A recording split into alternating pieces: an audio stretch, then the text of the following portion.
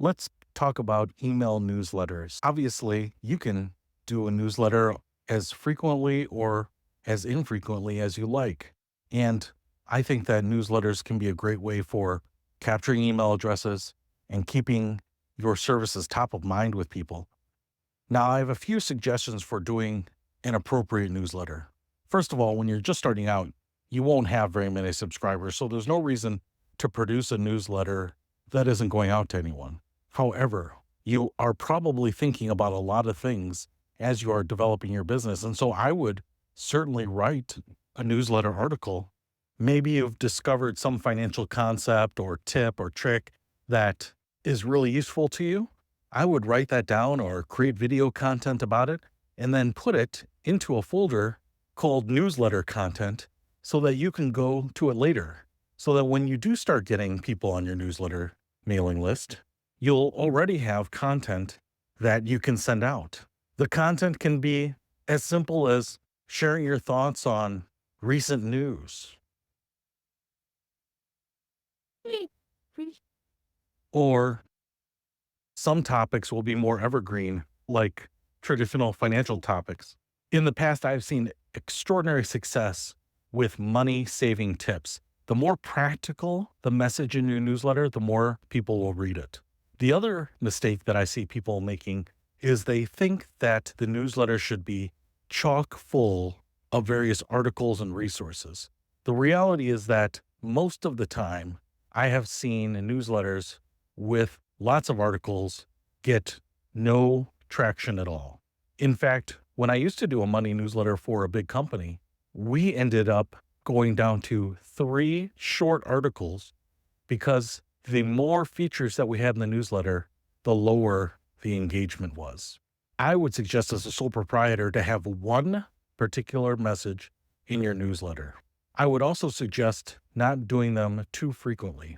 Once a month is probably the right cadence for an entrepreneur, just so you don't get in a habit of having to force content together.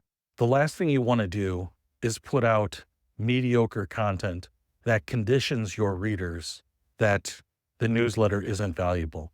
I would rather skip a month and put together something that is really useful. And don't be afraid to be very bold about how you get your message across. I have seen very bland headlines like making the most of summer, which people want to do, but that kind of theme or headline doesn't drive much urgency. In fact, one of my friends put out a newsletter titled, "You Are Wasting $1,700. That's a pretty engaging title. And the reality is, he explained how he shopped around to replace his car and homeowners and property and casualty insurance and had all of the same coverages from a large reputable insurer that was $150 less per month.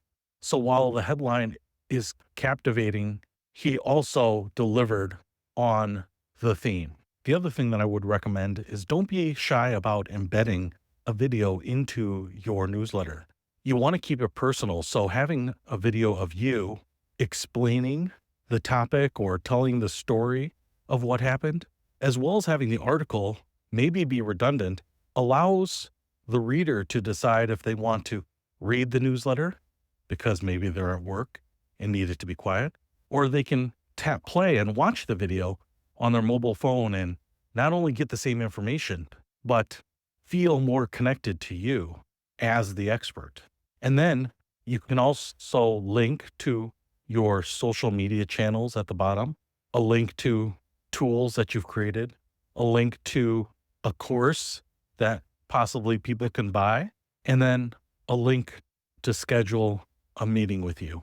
The newsletter doesn't always have to convert into something like a sale or a download, but that email list is something that gives you power outside of those social media platforms. It allows you to connect to your prospects and customers on your own terms.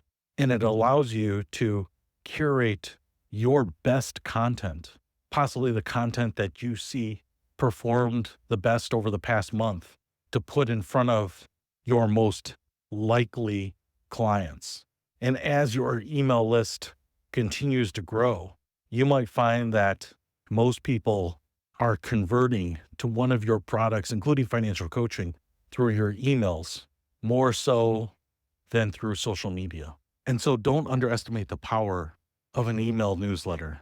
Be respectful of people's time and inboxes with it, and keep it simple with your most powerful message. And I think you'll find good success in the long run with it.